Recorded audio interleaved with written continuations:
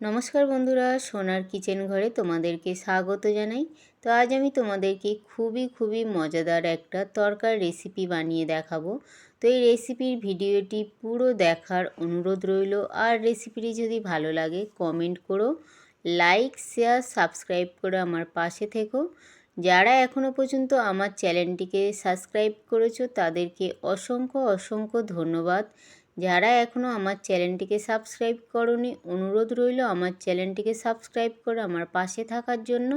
যারা আমার Facebook page থেকে দেখছো তাদের কাছে অনুরোধ রইল ফেসবুক পেজটা একটা লাইক দিয়ে একটু ফলো করে দেওয়ার জন্য। তো রেসিপিটি বানানোর জন্য এখানে দেখো আমি তরকা ডাল নিয়ে নিয়েছি। এটা গোটা মুগ ডাল। এই ডালটাকে আমি ভিজিয়ে রেখেছিলাম। তো ভিজিয়ে রাখার পরে দেখো ডালটা খুব ভালোভাবে ভিজে গেছে।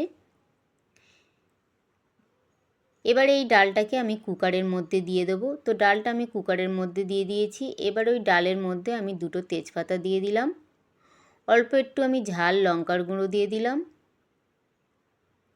আর হালকা করে একটু আমি নুন দিয়ে দিলাম। দিয়ে এবার পরিমাণ মতন জল দিয়ে আমি ডালটাকে সিদ্ধ করে নেব।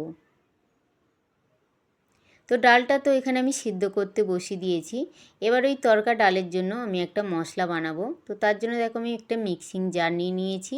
ওই মিক্সিং জারের মধ্যে আমি একটু আদা কুচি দিয়ে দিলাম আর একটু আমি টমেটো ছোটো করে কেটে রেখেছিলাম, টমেটোটা দিয়ে দিলাম। তো আমি আজকে সম্পূর্ণ নিরামিষ তরকা বানাবো। তো এখানে দেখো তরকাটা বানানোর জন্য আমি গ্যাসের মধ্যে কড়াই বসিয়ে দিয়েছি। কড়াইয়ের মধ্যে আমি সাদা তেল দিয়ে দিয়েছি। তেলটা খুব ভালোভাবে গরম হয়ে যাওয়ার পরে আমি যে আদা আর টমেটোটা পেস্ট করেছিলাম আমি ওই আদা আর টমেটো পেস্টটা দিয়ে দিলাম। দিয়ে খুব ভালো করে আদা আর টমেটো পেস্টটা আমি খুব ভালো করে কষিয়ে নেব, যাতে আদা আর টমেটোর কাঁচা গন্ধটা চলে যায়। তো খুব ভালো করে আমি মশলাটা কষিয়ে নেব। তো এখানে দেখো টমেটো আর আদাটা অনেকক্ষণ আমি কষিয়ে নিয়েছি। কষিয়ে নেওয়ার পরে এবার এই টমেটো আদার মধ্যে আমি কিছু মশলা দেব। এবার দেখো আমি একটু হলুদ গুঁড়ো দিয়ে দিলাম, একটু আমি ঝাল লঙ্কার গুঁড়ো দিয়ে দিলাম, একটু আমি ধনের গুঁড়ো দিয়ে দিলাম, একটু আমি জিরের গুঁড়ো দিয়ে দিলাম, অল্প একটু আমি নুন দিয়ে দিলাম। যেহেতু আমি সিদ্ধ করার সময় নুন দিয়েছিলাম যার জন্য আমি নুনের পরিমাণটা একদম কম দিলাম। তো এখানে দেখো মশলাগুলো দিয়ে আমি খুব ভালো করে মশলাটা কষিয়ে নেব। তো এখানে দেখো মশলাটা কিন্তু খুব ভালো করে আমি কষিয়ে নিচ্ছি। মশলা দিয়ে কিন্তু তেল ছেড়ে দিয়েছে। তো এখানে কিন্তু মশলাটা খুব ভালোভাবে কষানো হয়ে এসছে। তো আরও কিছুক্ষণ আমি মশলাটা খুব ভালো করে কষিয়ে নিলাম। মশলাটা কষিয়ে নেওয়ার পরে মশলা থেকে যখন তেল ছাড়বে আমি যে আগে দিয়ে ডালটা সিদ্ধ করে রেখেছিলাম আমি ওই সিদ্ধ করা ডালটা দিয়ে দিলাম। আর এখানে দেখো ডালটা আমি তোমাদেরকে একটু দেখাচ্ছি। ডালটা কিন্তু খুব বেশি সিদ্ধ করিনি, একটু কিন্তু শক্ত আছে। আর ডালগুলো দেখো গোটা আছে। তো এইভাবে কিন্তু তরকার ডালটা সিদ্ধ করে নিতে হবে। তো ডালটা আমি খুব ভালো করে দিয়ে আমি খুব ভালো করে কষিয়ে নিলাম। এই তরকা ডালের মধ্যে আমি একটু জল দিয়েছিলাম। জলটা দিয়ে এবার এই তরকা ডালটা আমি একটু ফুটতে দেব। তো এখানে দেখো তরকা ডালটা কিন্তু খুব সুন্দরভাবে ফুটে গেছে আর খুব সুন্দরভাবে কিন্তু তরকা ডালটা রান্না হচ্ছে। তো এইভাবে কিন্তু নিরামিষ দিনে এইভাবে কিন্তু তরকা ডাল বানিয়ে খেতে পারো। তো এখানে দেখো তরকা ডালটা কিন্তু অনেকটা ফুটে গাঢ় হয়ে গেছে। এবার তো এইভাবে কিন্তু তরকা ডালটা ফুটিয়ে নিতে হবে একটু। তো ফুটিয়ে নেওয়ার পরে দেখো এবারে আমি তরকা ডালটা কিন্তু লাবিয়ে নেব। তার আগে আমি একটু গরম মশলার গুঁড়ো দিয়ে দিলাম আর একটু আমি ধনেপাতা কুচি দিয়ে দিলাম।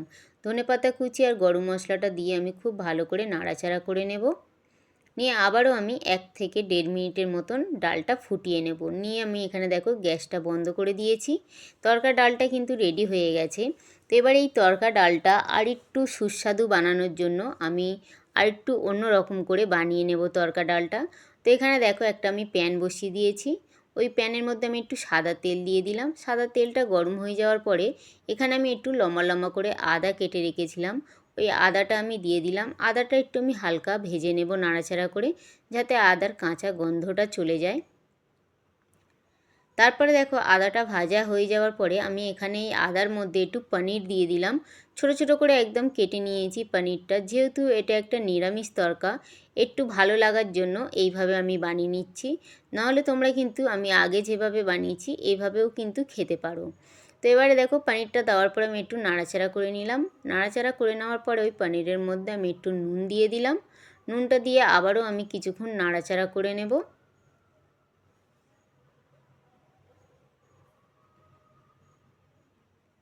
তো পনিরটা এখানে দেখো কিছুক্ষণ নাড়াচাড়া করে নেওয়ার পরে পনিরটা কিন্তু হালকা লাল লাল হয়ে এসছে। এইভাবে কিন্তু পনিরটা হালকা লাল লাল করে ভেজে নেবে। তারপরে দেখো ওই পনিরের মধ্যে আমি একটু ছোটো ছোটো করে টমেটো কেটে রেখেছিলাম, টমেটো কাটাটা দিয়ে দিলাম। আর একটু ঝালের জন্য ছোটো ছোটো করে কাঁচা লঙ্কা কেটে রেখেছিলাম, ওই কাঁচা লঙ্কাটা দিয়ে দিলাম। এবার এই কাঁচা লঙ্কা আর টমেটোটা আমি পনিরের সঙ্গে খুব ভালো করে কষিয়ে নেব। তো এখানে দেখো কাঁচা লঙ্কা আর টমেটোটা আমি খুব ভালো করে পনিরের সঙ্গে কষিয়ে নিলাম। আর টমেটো কিন্তু একদম গলে গলে গেছে। এবারে এই পনিরের মধ্যে আমি যে তরকাটা আগে রেডি করেছিলাম, ওই তরকার ডালটা আমি একটু দিয়ে দেব।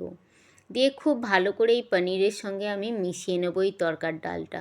রুটি দিয়ে কিংবা লুচি দিয়ে কিংবা পরোটা দিয়ে খেতে কিন্তু এই তরকার ডালটা দুর্দান্ত লাগে। তো একবার হলেও তোমরাও কিন্তু আমার মতন করে এইভাবে নিরামিষ দিনে এই রকম তরকা বানিয়ে কিন্তু খেতে পারো। তো এখানে ডালটা দেওয়ার পরে আমি কিছুক্ষণ ফুটিয়ে নিলাম পনিরের সঙ্গে।